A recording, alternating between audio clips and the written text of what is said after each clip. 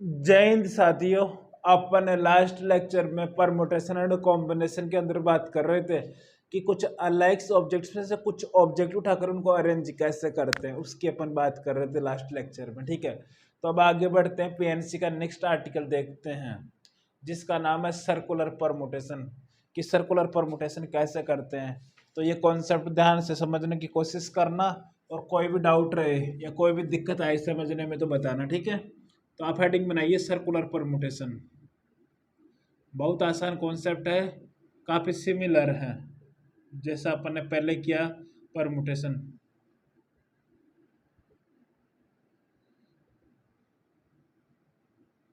Circular permutation, circular permutation को समझने के लिए सबसे पहले देखिए हमारे पास ये क्या है, यूनिफॉर्म सर्कल है।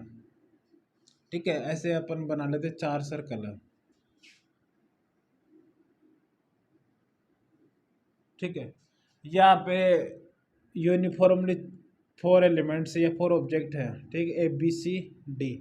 अब इनको रोटेट कर दिया तो यहाँ पर हमारे पास आ गया A, यहाँ पर आ गया B, यहाँ पे आ गया C, यहाँ पर आ गया D। अपन क्या कर रहे हैं, क्लॉकवाइज रोटेट कर रहे हैं। यहाँ पर आ जाएगा फिर A, यहाँ पर आ जाएगा B, यहाँ पर आ जाएगा C, यहाँ पर आ जाएगा D। फिर यहाँ पर आ जाएगा A, यहाँ पर आ जाएगा B, यहाँ पर आ जाएगा C, यहाँ पर आ जाएगा D। ठीक है, फिर फर्दर रोटेट कर देंगे तो फर्स्ट वाला ही वापस आ जाएगा। ठीक है, अब सर्कुलर परमुटेशन में क्या कि चारों के चारों जो अरेंजमेंट है सर्कल के ऊपर, ये सब के सब क्या है, एक अरेंजमेंट है सर्कल के लिए। ठीक है, कैसे, अब एक के रेस्पेक्ट की पोजीशन देखिए यहाँ पे डी आ रहा है, यहाँ पे बी आ रहा है। रिलेटिव पोजीशन देखिए, एक के रेस्पेक्ट में यहाँ पे भी डी बी आ रहा है, यहाँ पे भी डी बी आ रहा है, यहाँ पे भी डी बी आ रहा है। ठीक है, तो मतलब रिलेटिव पोजीशन चेंज नहीं हो रही है सर्कल पर रखने के बाद में। तो रिलेटिव पोजीशन चेंज ना हो तो उसको क्या लेते हैं अपन, सेम लेते हैं। ठीक है, तो यहाँ पर हमारे पास 4 अरेंजमेंट के रेस्पेक्टिव में हमारे पास कितने अरेंजमेंट आ रहे हैं, एक सर्कुलर अरेंजमेंट आ रहा है। ठीक है, तो 4 के लिए हमारे पास एक सर्कुलर आ रहा है। ठीक है, सर्कुलर अरेंजमेंट। तो हमारे पास एक लीनियर अरेंजमेंट के रेस्पेक्ट में कितना आ जाएगा, 1/4 सर्कुलर अरेंजमेंट। यदि हमारे पास देखिए, यदि हमारे पास 4 ऑब्जेक्ट होते तो 4 ऑब्जेक्ट को 4 प्लेसेस पे अरेंज करने के तरीके कितना होता, 4 फैक्टोरियल। तो यहाँ से कितना आ जाता, 4/4 फैक्टोरियल बाई 4। ठीक है, 4 यदि हमारे पास n ऑब्जेक्ट हो तो n ऑब्जेक्ट होते तो क्या हो जाता, 4n ऑब्जेक्ट क्या हो जाता, n factorial divided by n। मतलब ये किसके इक्वल आ गया, n-1 फैक्टोरियल। ये हो गया n-1 फैक्टोरियल सर्कुलर अरेंजमेंट। आ गई बात समझ में, ये है। अब देखिए इसके बारे में लिखिए,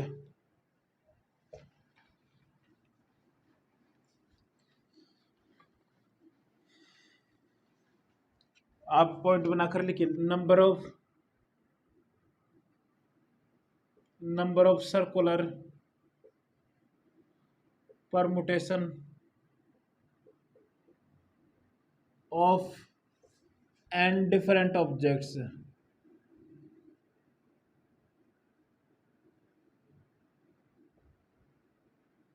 taken। फर्स्ट पार्ट है r at a time, r at a time अपन को लेना है। मतलब n में से r ऑब्जेक्ट उठाने हैं और उनको सर्कल पे क्या करना, अरेंज करना है। तो n में से r ऑब्जेक्ट उठाने के तरीके NCR। ठीक है, और r ऑब्जेक्ट को सर्कल पे अरेंज करने के तरीके r-1 फैक्टोरियल। क्योंकि यदि हमारे पास n थे तो हमारे पास क्या आया था, n-1 फैक्टोरियल। तो यहाँ पे क्या आ जाएगा, NCR इंटू r-1 फैक्टोरियल। ऐसे कैसे याद होना चाहिए, जब सबके सबको उठा ले, मतलब सबके सब ऑल एट ए टाइम, तो क्या आ जाएगा हमारे पास, n में से n उठा लिए। ठीक है, और n ऑब्जेक्ट को अरेंज करने के तरीके सर्कल पे कितना हो जाएगा, n-1 फैक्टोरियल। तो हमारे पास यहाँ से कितना आ गया, डायरेक्ट n-1 फैक्टोरियल। ये याद होने चाहिए। ठीक है, अब इसमें क्या कर रहे हैं अपन, एंटी क्लॉकवाइज और क्लॉकवाइज दोनों को क्या ले रहे हैं, अलग अलग अरेंजमेंट ले रहे हैं। ठीक है, तो आप इस पॉइंट को भी लिख सकते हो, anti clockwise and clockwise arrangement taken as different. उनको क्या ले रहे हैं अपन, डिफरेंट ले रहे हैं, तब ये फॉर्मूला आता है। जब क्लॉकवाइज और एंटी क्लॉकवाइज दोनों रोटेशन को अपन सेम ले लेंगे तो फर्दर ये डिवाइड हो जाएंगे 2 से। ठीक है, तो उस पॉइंट की भी बात करते हैं अभी, तो ये नोट कर लीजिए इतना।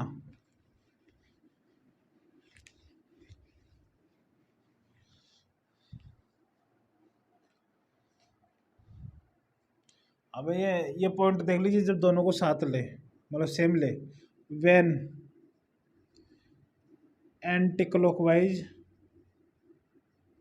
And clockwise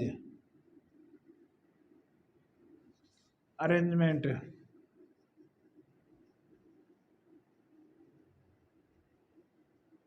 taken as same. जब सेम लेना हो, जैसे फॉर एग्जांपल जब हमारे पास नेकलेस हो, नेकलेस या गारलैंड, ठीक है, तो उनमें क्या होगा कि क्लॉकवाइज और एंटी क्लॉकवाइज दोनों क्या रहेंगे, सेम रहेंगे। जैसे फॉर एग्जांपल हमारे पास ये है, ये सर्कल है, यहाँ पे ए है, यहाँ पे बी है, यहाँ पे सी है, यहाँ पे डी है। ये क्लॉकवाइज इसको देखा, क्लॉकवाइज देखा तो हमारे पास आ रहा है ए बी, और फिर आ रहा है सी, फिर डी आ रहा है। अब इसी को ऐसे लिख दे, ए यहाँ पे आ जाए बी, यहाँ पे आ जाए डी। तो यहाँ पे भी देखिए, जब इसको क्लॉकवाइज देखा तो भी आ रहा है, जब इसको एंटी क्लॉकवाइज देखा तो भी आ रहा है। तो इन दोनों अरेंजमेंट को क्या लेना है, सेम लेना है। तो मतलब क्लॉकवाइज और एंटी क्लॉकवाइज को सेम लेते हैं तो फर्दर क्या हो जाता है, 2 से डिवाइड हो जाता है। ठीक है, तो हमारे पास यहाँ पे 2 के रेस्पेक्ट में बना रहा है। ठीक है, तो हमारे पास n के रेस्पेक्ट में कितना आ जाएगा, जब n होंगे तो कितना आ जाएगा, बाई 2 हो जाएगा। ठीक है, तो मतलब यहाँ पे लिख लीजिए direct formula he, number of permutations है,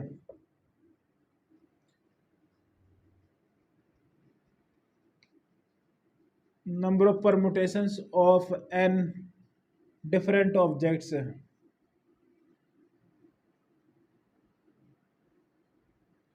taken r at a time। तो क्या आ जाएगा, जो का ये ऐसे कैसे फॉर्मूला आ जाएगा, सबसे पहले एनसीआर आर सेलेक्ट किए, आर प्लेसेस पे सर्कल पर अरेंज करने के तरीके कितने हो जाएंगे, आर ऑब्जेक्ट को सर्कल पर अरेंज करने के तरीके r-1 फैक्टोरियल, इसको फर्दर डिवाइड कर देना है 2 से, ये आ जाएगा। और जब ऑल एट ए टाइम लेंगे, ऑल एट ए टाइम सबको एक साथ लेना होगा तो क्या हो जाएगा, n-1 फैक्टोरियल बाई 2। वैसे इस चीज़ का ध्यान रखना है। और यदि पता नहीं चले, मतलब कैसे पता चलेगा कि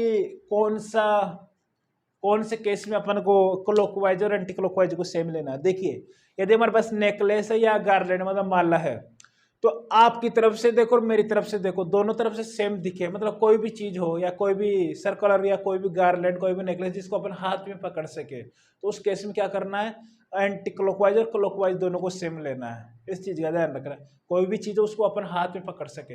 जैसे हमारे पास देखिए, आप हमारे पास नेकलेस है, तो नेकलेस को देखिए, अब मेरी तरफ से देख रहा हूँ तो मेरी तरफ से क्या आ रहा है, क्लॉकवाइज आ रहा है, और आपकी तरफ से देखेंगे तो वो क्या आएगा, एंटी क्लॉकवाइज आएगा। सेम ही जैसे मेरी तरफ से सेकंड पोजीशन पे कोई बिट है वो मेरे को दिख रहा है, वो आपका कैसे दिखेगा, एंटी क्लॉकवाइज दिखेगा उसी पोजीशन पे। इसलिए ऐसे ज्यूम करना कि कोई भी चीज को अपन हाथ में पकड़ सके, उसी को क्या लेना है, क्लॉकवाइज और एंटी क्लॉकवाइज दोनों सेम लेना उसके लिए। ठीक है, और आपको क्वेश्चन में ये लैंग्वेज लिखी हुई मिल सकती है, all should not have, all should not have same neighbors, same neighbors in any two arrangement।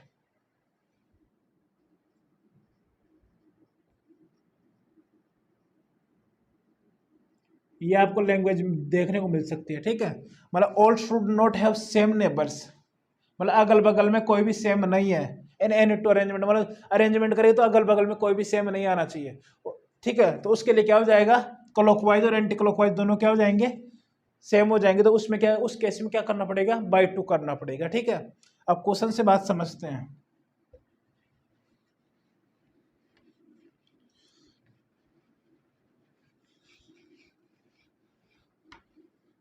Question के लैंग्वेज से समझ में आ जाएगा कि कहाँ पर अपन को बाय टू करना है। ठीक है, तो सबसे फर्स्ट क्वेश्चन देखिए, find the number of veg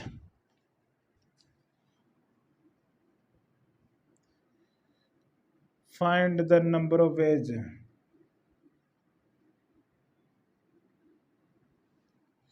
in which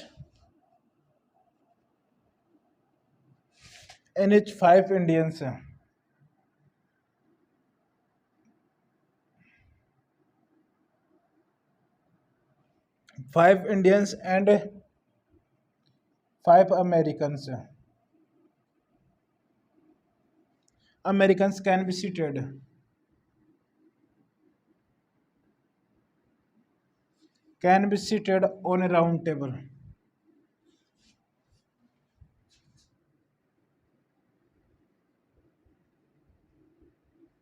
Round table so that no two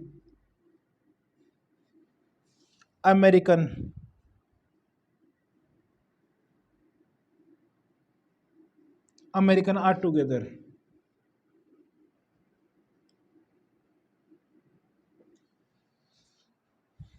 question बोल रहा है कि find the number of ways in which five Indians and five Americans can be seated on a round table, table के ऊपर बैठाया जाता है। ठीक है, so that two Americans are to no two Americans are together, मतलब कोई भी दो अमेरिकन्स क्या नहीं होनी चाहिए, साथ नहीं आने चाहिए, क्वेश्चन ये बोल रहा है। ठीक है,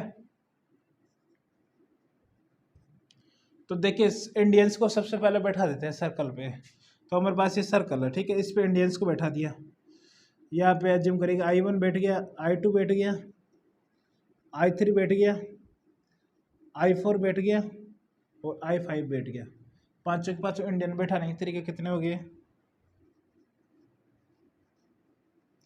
इंडियंस को बैठाने के तरीके कितने हो गए, 5 - 1 फैक्टोरियल। ठीक है, अब इनके बीच में गैप कितने हो गए, गैप में अपन अमेरिकन को बैठा देते हैं तो कोई भी दो अमेरिकन साथ नहीं होंगे, तो गैप कितने, 1 2 3 4 5, 5 गैप हमारे पास। 5 गैप में 5 अमेरिकन को बैठाने के तरीके 5C5, पहले 5 गैप सेलेक्ट किया, अब 5 गैप में 5 अमेरिकन को बैठाने के तरीके कितने हो गए, 5 फैक्टोरियल। तो ये हमारे पास कितना आ जाएगा, 4 फैक्टोरियल इंटू 1 इंटू 5 फैक्टोरियल। ठीक है, तो यहाँ से कितना आ जाएगा, 120 इंटू 24। ठीक है, तो हमारे पास कितना हो जाएगा, ये इसको लिख सकते हैं 24 को 12 इंटू 2, तो 144 इंटू 2, तो कितना हो जाएगा 2880। ये हमारे पास टोटल नंबर ऑफ वेज आएंगे जिसमें दो अमेरिकन साथ नहीं होंगे, ध्यान से समझना। नेक्स्ट क्वेश्चन देखिए, find the number of veg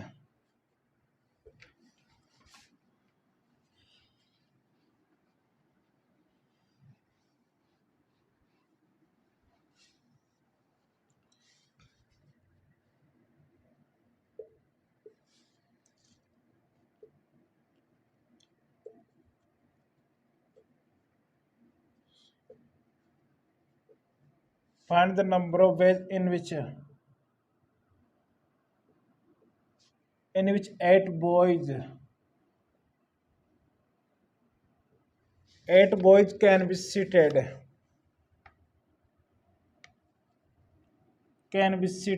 on a round table.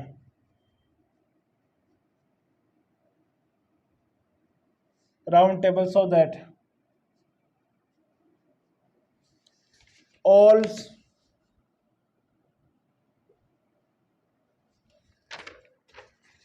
shall not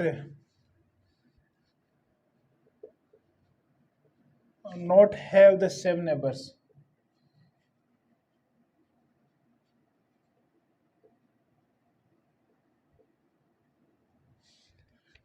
In any two arrangement.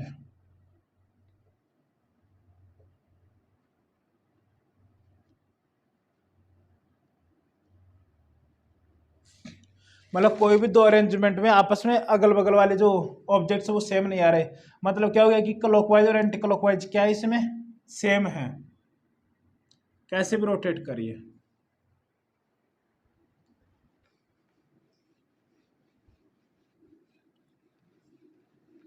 तो तो इसमें क्या करना पड़ेगा, बाई 2 भी करना पड़ेगा। तो find the number of boys in which 8 boys can be seated on a round table so that all shall have not have the same neighbours in any two arrangement. तो मतलब नंबर ऑफ बॉयज कितने हो जाएंगे, हमारे पास कितने boys हैं 8, तो उनको सर्कल पे बैठाने के तरीके कितने हो गए, 8 - 1 फैक्टोरियल। अब देखिए इसमें ये वाली लैंग्वेज बोला है, all shall not have the same neighbours in any two arrangement, तो बाई करना पड़ेगा 2 से। तो ये कितना हो जाएगा, 7 factorial by 2। Clear. Next question देखिए, ये आएगा 2520। नेक्स्ट क्वेश्चन देखिए अगला, out of 10 flowers, out of 10 flowers, 10 flowers of different color,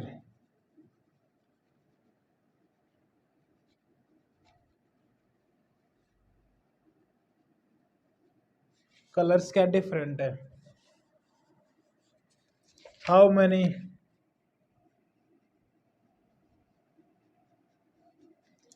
garlands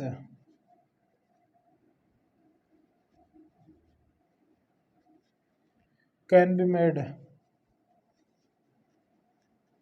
कितनी अपन मालाएं बना सकते, ये पूछ रहा है। If each garland consist of 6 flowers,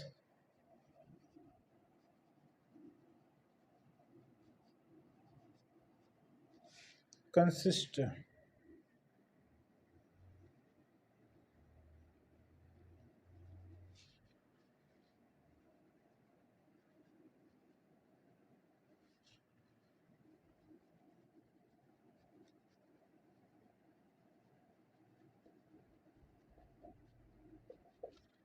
ये अपन बास क्वेश्चन बोल रहा है कि कितनी माला बनेंगी जिसमें प्रत्येक माला में 6 फूल हो और 6 के 6 कलर डिफरेंट है। ठीक है, ये अपन से क्वेश्चन बोल रहा है।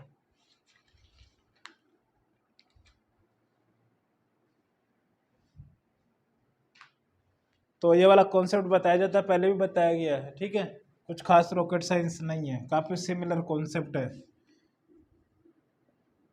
देखिए बोल रहा है कि out of 10 flowers of different colours, अभी आप गार्लैंड्स की बात हो रही है, तो क्या करना है, एंटी क्लॉकवाइज और क्लॉकवाइज को क्या लेना है, सेम लेना है। ठीक है, out of 10 flowers of different colours, 10 flowers है, how many garlands can be made if each garlands consist of 6 flower. तो देखिए इतने तरीके से अपन बना सकते हैं, नंबर ऑफ वेज क्या हो जाएंगे, पहले 10 फ्लावर्स में से अपन 6 फ्लावर चुन लेते हैं, मतलब सेलेक्ट कर लेते हैं, तो कितना हो जाएगा, 10 से 6। क्लियर। अब हमारे पास 6 फ्लावर आ गए, अब उनको क्या करना है, सर्कल पे बैठाना है। तो सर्कल पे बैठाने के तरीके कितने हो जाएंगे, n-1 factorial mean 6 - 1 factorial by 2 करना पड़ेगा, क्योंकि यहाँ पे बात हो रही है गार्लैंड। ठीक है, तो हमारे पास यहाँ से आ जाएगा 10 से 6 इंटू 5 फैक्टोरियल बाई 2, यही इसका आंसर है, 10 से 6 into 5 factorial by 2। Next question देखिए,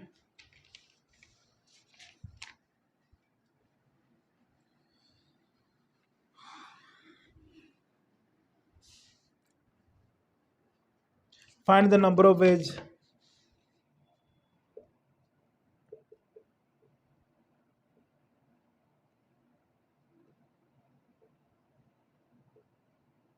find the number of ways in which 6 boys,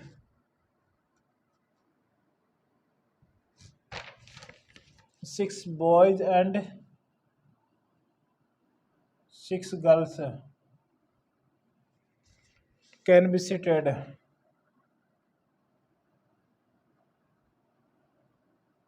can be seated alternatively, alternate,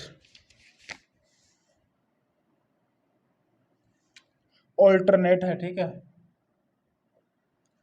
alternately in a circle, circle if b1 and g1 are never adjacent, if b1 and g1 are never adjacent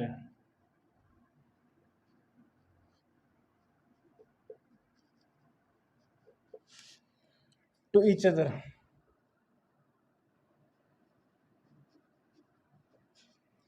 in any arrangement.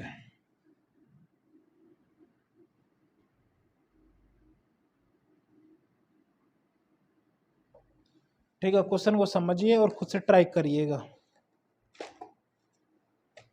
हमारे पास क्या, find the number of ways in which 6 boys and 6 girls can be seated alternately in a circle if B1 and G1 never adjacent to each other in any arrangement. मतलब B1 और G1 कभी भी अगल बगल नहीं आने चाहिए। Question की कंडीशन बोला है, तो टोटल नंबर ऑफ अरेंजमेंट बताने अपन को, तो ट्राई करिए खुद से।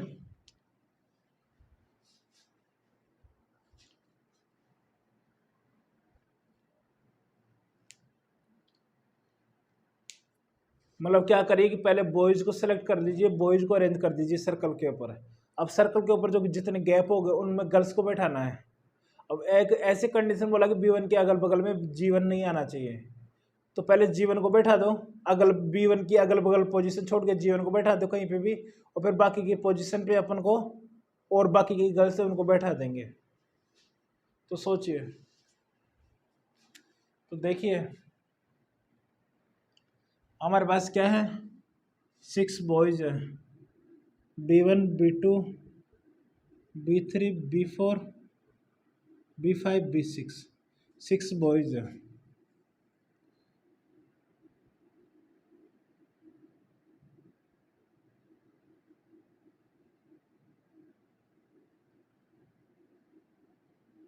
वो 6 बॉयज को सर्कल पे बैठाने का तरीका 6 - 1 फैक्टोरियल। क्लियर, ये बॉयज को हटा दिया, बॉयज को बैठा दिया। अब कंडीशन है कि B1 के अगल बगल G1 नहीं आना चाहिए, मतलब G1 को अपन यहाँ पे भी नहीं रख सकते और यहाँ पर भी नहीं रख सकते, यहाँ पे भी नहीं रख सकते, यहाँ पे भी नहीं रख सकते। अब बाकी के इन गैप्स में से कहीं पे भी रख सकते हैं। तो G1 को रखने के तरीके कितने हो गए, इन 4 गैप्स में से एक गैप सेलेक्ट करेंगे तो कितना हो जाएगा 4C1, उस पर रख दिया G1 को, G1 का काम खत्म। ठीक है, अब हमारे पास बाकी के क्या रह गए, 5 गर्ल्स रह गई, क्योंकि टोटल हमारे पास कितनी थी 6 थी, तो 5 गर्ल्स रह गई। अब हमारे पास प्लेसेस कितने बच गए, 1 2, अब इनमें से कहीं पे भी G1 रख दिया, 1 2 3 4 5, 5 प्लेसेस में 5 गर्ल्स को रखने के तरीके कितने हो गए 5 फैक्टोरियल, यही आंसर है। तो 5 फैक्टोरियल इंटू 5 फैक्टोरियल इंटू 4, तो जो भी आए कितना आ जाएगा 120 इंटू 120 इंटू 4, तो यह आ जाएगा 14400 इंटू 4, तो यह आएगा 6 आ जाएगा, 7 हो जाएगा, ये हो जाएगा 5 और ये 00, ऐसे कैसे, तो ये इतने तरीके से अपन बैठा पाएंगे। क्लियर, आई थिंक कोई भी स्टेप समझने में डाउट नहीं होना चाहिए। नेक्स्ट क्वेश्चन देखिए,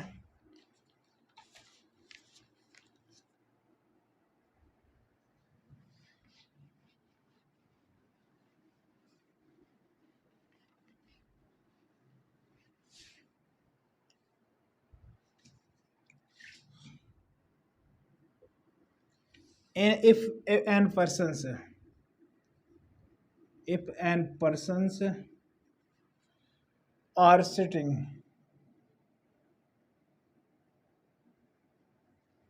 sitting on a circle, find the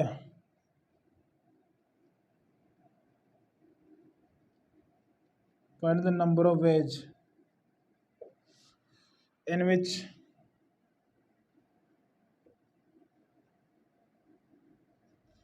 3 persons can be selected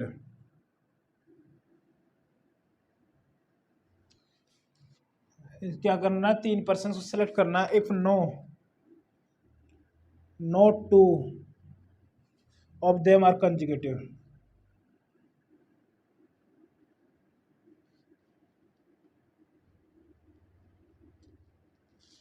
ठीक है, हमारे पास क्या है, नो क्या n पर्सन्स है, n पर्सन्स क्या बैठे सर्कल के ऊपर बैठे हुए हैं। Find the number of ways in which 3 persons can be selected, मतलब 3 पर्सन्स को सिलेक्ट करना है, उनमें से क्या करें 2 पर्सन्स आपस में कंजुगेटिव नहीं होने चाहिए, क्वेश्चन बोल रहा है। ठीक है, तो ये हमारे पास क्या है, एक सर्कल है, सर्कल पे हमारे पास n पर्सन मीन्स ऐसे जम करेंगे P1 P2 P3 P4 P5 P6 P7 ऐसे चल रहा है, ठीक है। यहाँ पे लास्ट में आएंगे Pn-2 Pn-1 और फिर आएगा Pn। ऐसे मेरे पास n पर्सन्स है वो बैठे हुए हैं सर्कल के ऊपर, कोई दिक्कत नहीं है। अब बोल रहा है कि अपन को 3 पर्सन सेलेक्ट करने हैं, तो 3 पर्सन ऐसे सेलेक्ट करने की कोई भी 2 कंजिकेटिव नहीं आए, तो अपन क्या करते हैं कि वो कर देते हैं टोटल,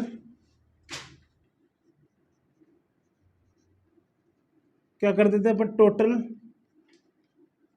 माइनस, जब एग्जैक्टली 2 कंजिकेटिव आ जाए तो उनको माइनस कर देते हैं, और माइनस जब एग्जैक्टली 3 कंजिकेटिव आ जाए, क्योंकि अपन को 3 ही पर्सन उठाना है ना, तो या तो 2 कंजिकेटिव आए या 3 कंजिकेटिव आए, दोनों केसेस को माइनस कर दिए। When exactly 2 persons are consecutive,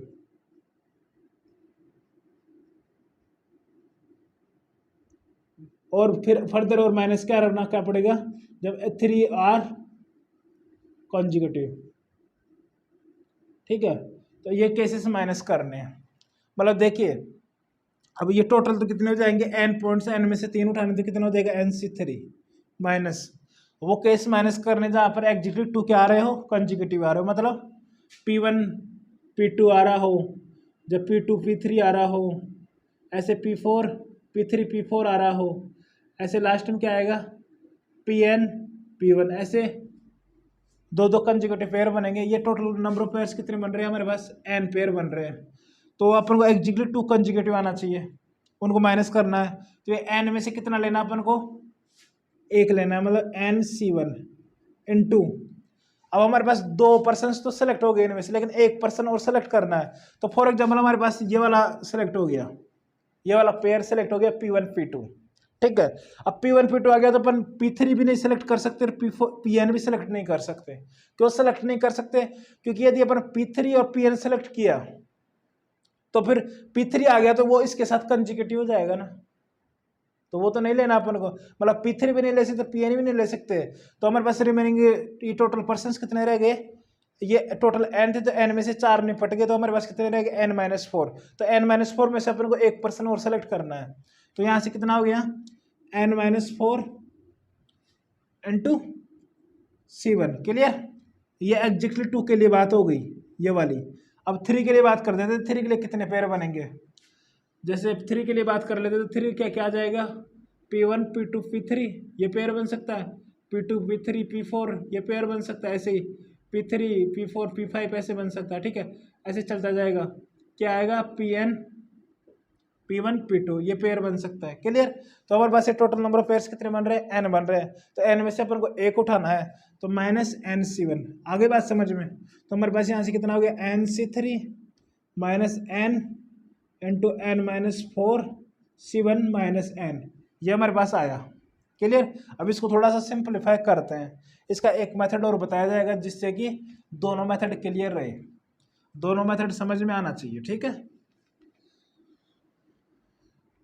और अच्छे से नोट करना है इस कॉन्सेप्ट को, ठीक है। तो हमारे पास इसको सिंप्लीफाई किया तो क्या आ गया NC3 minus n into n-4 minus n, तो NC3 को अपन क्या लिख सकते हैं n into n-1 into n-2 by 6 minus ये हो जाएगा n² माइनस 4, इसको n को कॉमन ले लेंगे तो क्या ही थोड़ा आसान हो जाएगा, n को कॉमन ले लिया, तो n को कॉमन ले लिया तो अंदर क्या हो जाएगा n-1 इंटू n-2, यह आ जाएगा -6 टाइम्स n-4, यह आएगा -6 बाई 6, ऐसे कैसे, ठीक है। तो हमारे पास यहाँ से क्या आ रहा है, ये आ रहा है n इंटू n² -2 -1 तो -3n plus 2 -6n plus 24 -6 divided by 6, यही आया ना, ठीक है। तो ये हमारे पास बन गया n इंटू, ये हमारे पास बन गया n² minus 9n plus 26 minus 6 तो कितना रह जाएगा +20 डिवाइडेड बाई 6, तो अब इसको फैक्टर बना सकते हैं इसके, n square minus 5n minus 4n plus 20 divided by 6। तो ये हमारे पास बन गया n into n minus 4 into n minus 5 divided by 6। मतलब इसको सिंप्लीफाई करने के बाद में ये एक्सप्रेशन आया हमारे पास। अब देखिए इसका मतलब देखिए एन ऑब्जेक्ट थे हमारे पास, एन में से 3 को सेलेक्ट करना था, 3 में से बोला कि 2 कंजिक्यूटिव नहीं होने चाहिए, 2 कंजिक्यूटिव नहीं होने चाहिए। तो हमारे पास देखिए टोटल माइनस है, वो केस माइनस कर दीजिए जिसमें 2 कंजिक्यूटिव आ जाए या 3 कंजिक्यूटिव आ जाए, दोनों माइनस कर दिए दोनों केसेस। तो total minus exactly 2% are consecutive minus 3% are consecutive. तो एग्जैक्टली 2% के लिए क्या किया हमारे पास, क्या क्या पेयर बन सकते हैं, P1 P2 P2 P3 P3 4 P4 ऐसे चलता चलता Pn P1 आएगा, इतने दो पेयर बन सकते हैं। अब उनमें से एक पेयर सेलेक्ट किया 2C1 NC1 हो गया, ठीक है, एन पेयर में से एक सेलेक्ट कर लिया NC1। अब हमारे पास फॉर एग्जांपल ये वाला पेयर सेलेक्ट हो गया P1 P2 ले लिया, तो उसके बाद में अपन Pn भी नहीं ले सकते, P3 भी नहीं ले सकते। क्यों नहीं ले सकते, क्योंकि यदि P3 आ गया तो ये तीनों के तीनों पॉइंट क्या हो जाएंगे, कंजिक्यूटिव हो जाएंगे, लेकिन ऐसा तो अपन को नहीं लेना है, ठीक है। या Pn भी आ गया तो ये तीनों के तीनों पॉइंट कंजिक्यूटिव हो जाएंगे, तो इसलिए उसको क्या करना पड़ेगा, माइनस करना पड़ेगा इन दोनों पॉइंट्स को। और तो ये टोटल पॉइंट्स में से कितने पॉइंट्स बाहर निकल गए, 4 पॉइंट है, तो हमारे पास रिमेनिंग पॉइंट्स कितने रह गए, n-4। तो n-4 में से कितने सेलेक्ट करने अपन को, एक, क्योंकि 2 ऑलरेडी सेलेक्ट कर चुके हैं, तो एक पॉइंट और सेलेक्ट करना है इधर से। पॉइंट या पर्सन बात सेम ही है, तो NC1 इंटू n-4 C1, ठीक, बात खत्म। अब 3 के पेयर क्या क्या बन रहे हैं, P1 P2 P3, ऐसे P2 P3 P4, ऐसे हमारे पास n पेयर्स बनेंगे। तो n में से अपन को एक सेलेक्ट करना है, तो NC1, और कुछ बात करनी नहीं, क्योंकि अपन को 3% सेलेक्ट करना है, उससे ज़्यादा बात करने की जरूरत नहीं है, तो NC1, ठीक है। तो हमारे पास इसका सिंप्लीफाई करने के बाद में ये बन गया, ठीक है। अब इसका मेथड 2 देखिए, वो भी इंपॉर्टेंट है, तो ध्यान से समझना मेथड 2 को भी। देखिए फिर कंटिन्यू करते हैं अपन, ये वाला क्वेश्चन था, इसका मैंने एक मेथड बता दिया था। क्या किया था अपन ने, टोटल माइनस एग्जैक्टली 2 आ रहे हो और एग्जैक्टली 3 आ रहे हो, दोनों केसेस को माइनस कर दिया, तो हमारे पास आंसर आ गया, ये वाला आंसर आया, ठीक है। ये आया हमारे पास number of ways first method से।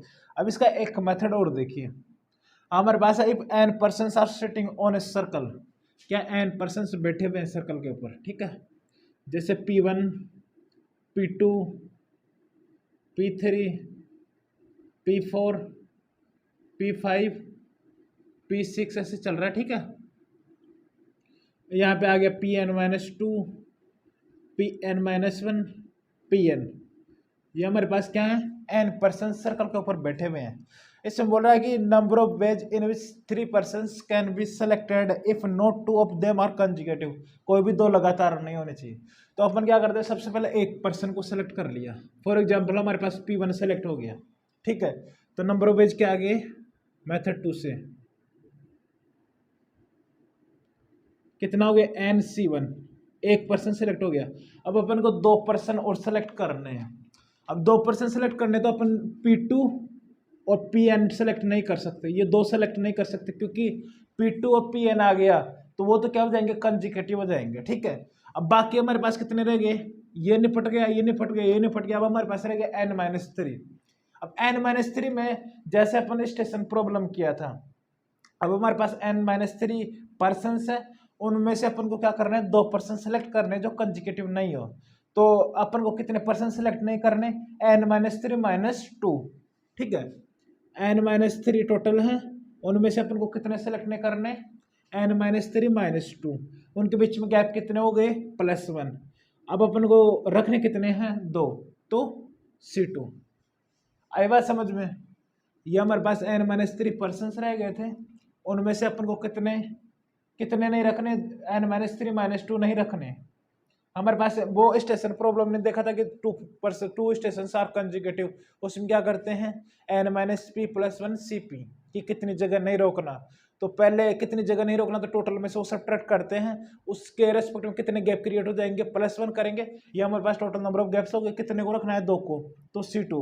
अब ये देखिए, लेकिन इसमें एक चीज का ध्यान रखना है, अब हमारे पास P1 सेलेक्ट हो गया, इधर से for example P6 point select हो गया, P6 पर्सन, यहाँ पे Pn-2 सेलेक्ट हो गया, क्लियर। अब जब अपन NC1 किया तो ये वाला पर्सन भी तो सेलेक्ट हो सकता है, उसके बाद में ये वाले 2 पर्सन भी सेलेक्ट हो सकते हैं, हो सकता है, या NC1 में ये वाला पर्सन भी सेलेक्ट हो सकता है, फिर उसके बाद उसके साथ ये वाले भी 2 हो सकते हैं, मतलब ये वाले केसेस 3 बार रिपीट हो रहे हैं। तो इसको क्या करना पड़ेगा, फर्दर डिवाइड करना पड़ेगा 3 से। ये है इसका कॉन्सेप्ट है। आगे बात समझ में। तो हमारे पास यहाँ से कितना आ गया, NC1 इंटू n-5, तो n-4 हो जाएगा। C2 डिवाइडेड बाई 3, तो ये क्या आ गया, n into n-4 into n-5 divided by 2 into 3 कितना हो जाएगा, 6। देखिए यही आंसर है जो अपन ने फर्स्ट मेथड से किया, उससे भी यही आ रहा है, इस मेथड से भी यही आ रहा है। तो इस मेथड को ध्यान रखना है, इम्पोर्टेंट है। स्टेशन प्रॉब्लम किया था, काफी सिमिलर वैसा ही है। पहले कितनों को नहीं रखना, प्लस गैप्स हो गए, उन गैप्स में कितनों को रखना है, 2 को। तो ये अपन ने ऐसे किया। ठीक है, नेक्स्ट क्वेश्चन देखो।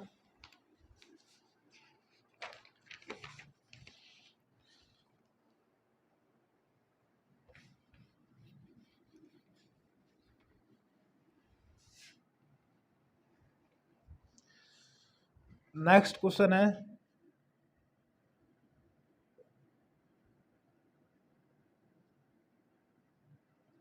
How many hexagon can be constructed?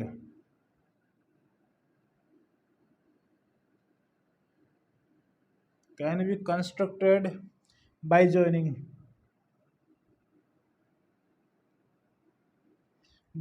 the vertices of a coendecagon.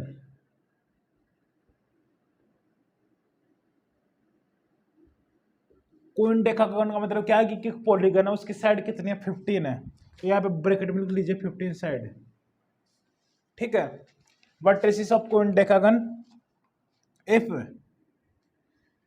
none of the side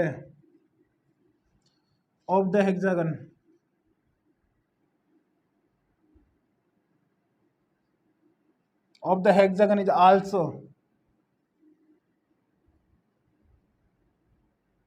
is also side of coendecagon।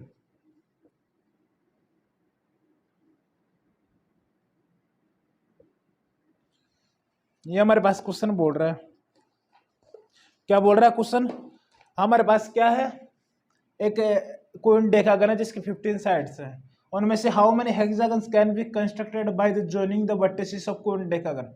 मतलब जो पॉलीगन है उसकी 15 साइड्स है, उनमें से क्या करना है, उनके वर्टिसेस को ऐसे बनाना है जिससे हेक्सागन कितने बन सकते हैं। और कंडीशन बोल रहा है कि कोई भी none of the side of the hexagon is also side of hendecagon, मतलब कोई भी साइड कॉमन नहीं होनी चाहिए दोनों के लिए, ये क्वेश्चन बोल रहा है। तो खुद से ट्राई करिए और फिर इसका सॉल्यूशन देखिए। ये वाला कॉन्सेप्ट ही लगाना है। यहाँ पे अपन को कितने सेलेक्ट करने हैं, 6 सेलेक्ट करने हैं। ठीक है, तो 6 सेलेक्ट कर रहे, देखिए कोएंडेकागन देख लीजिए सबसे पहले।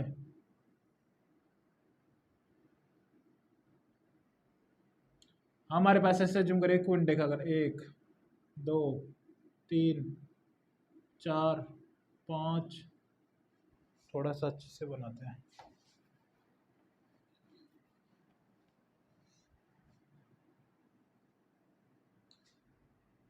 1 2 3 4 5 6 ऐसे चल रहा है। ठीक है,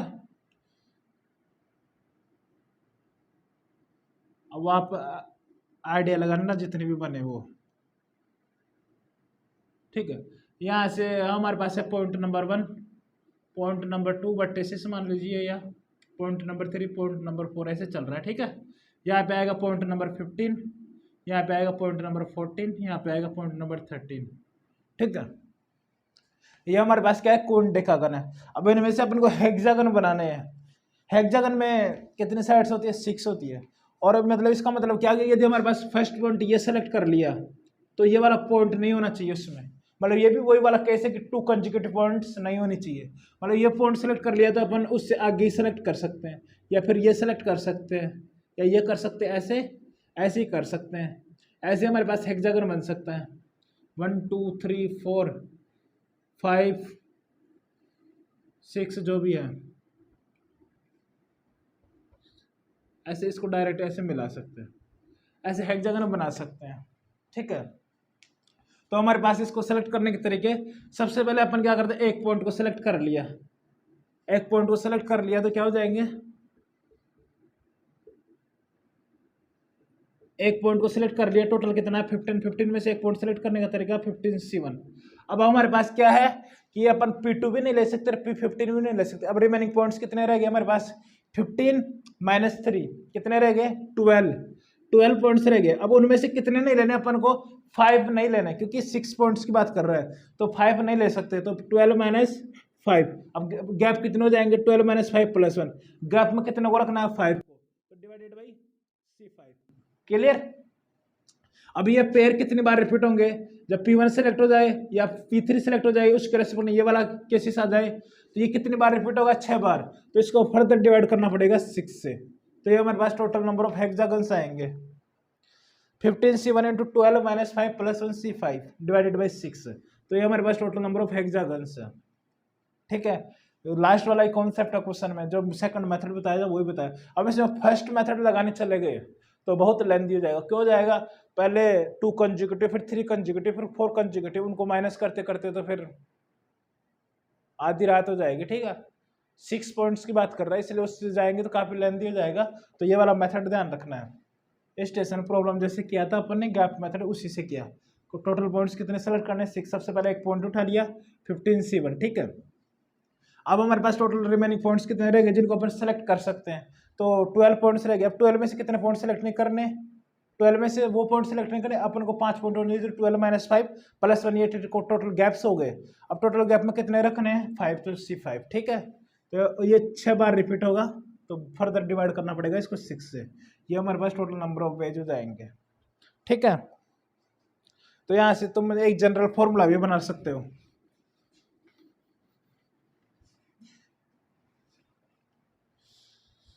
यहां से आप लिख सकते हो n persons on a circle. क्या करना अपन को, n में से r को उठाना है, तो यहाँ पे लिख सकते हो r to be selected such that no 2 are consecutive. तो क्या हो जाएगा, क्या हो जाएगा फॉर्मूला, पहले तो एक पॉइंट उठाया, कितना हो जाएगा NC1। अब NC1 अपन को R पॉइंट सेलेक्ट करने, तो अब रिमेनिंग पॉइंट्स कितने रहेंगे, R - 1 रहेंगे। ठीक है, तो टोटल है n में से ये वाला निपट जाएगा, ये वाला निपट जाएगा, तो हमारे पास रिमेनिंग पॉइंट कितने रह जाएंगे, 3, n - 3, तो n - 3।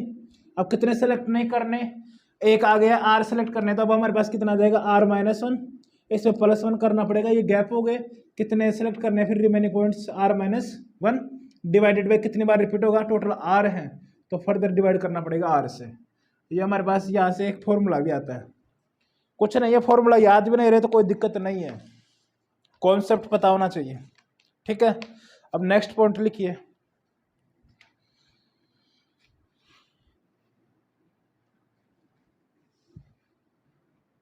अब आप इन जैसे अलाइक्स ऑब्जेक्ट का अरेंजमेंट देखा था पहले, तो यहाँ पे जब हमारे सर्कुलर परमुटेशन पे भी अलाइक्स अरेंजमेंट हो तो कैसे करेंगे, इस पॉइंट को लिख लीजिए, काफी सेम ही है। Number of circular permutation, point को लिखिए, number of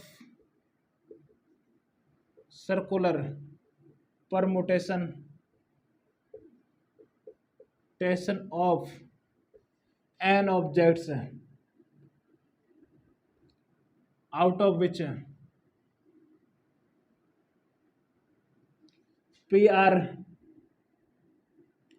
alike of first kind,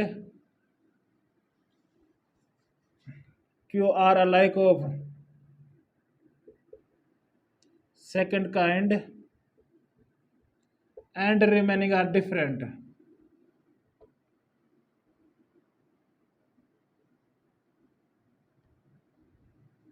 remaining are different will be, क्या हो जाएगा, टोटल n है तो n फैक्टोरियल, तो सर्कुलर पे क्या होता है n - 1 फैक्टोरियल। अब रिपीट कौन कौन से हो रहे हैं, p एक टाइप के, q एक टाइप के है, तो उससे क्या करते हैं अपन, डिवाइड कर देते हैं, बस इतना सा चेंज जाता है। n फैक्टोरियल की जगह क्या हो जाता है, n - 1 फैक्टोरियल हो जाता है।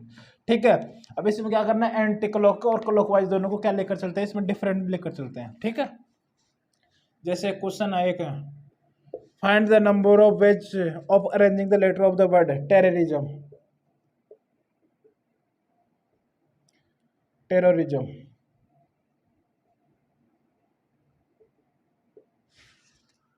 कभी आज तक इस कॉन्सेप्ट से क्वेश्चन तो देखने को नहीं मिला है, लेकिन फिर भी पता होना चाहिए, काफ़ी सिमिलर है। यदि देखने को मिल भी जाए तो कोई खास रॉकेट साइंस नहीं है क्वेश्चन में। कितने लेटर है यहाँ पे, 1 2 3 4 5 6 7 8 9, तो 9 माइनस 1 कितना हो गया, 8 फैक्टोरियल डिवाइडेड बाई कौन कौन से रिपीट हो रहे हैं, आर कितनी बार आ रहा है, 3 बार, तो फर्दर डिवाइडेड बाई 3 फैक्टोरियल।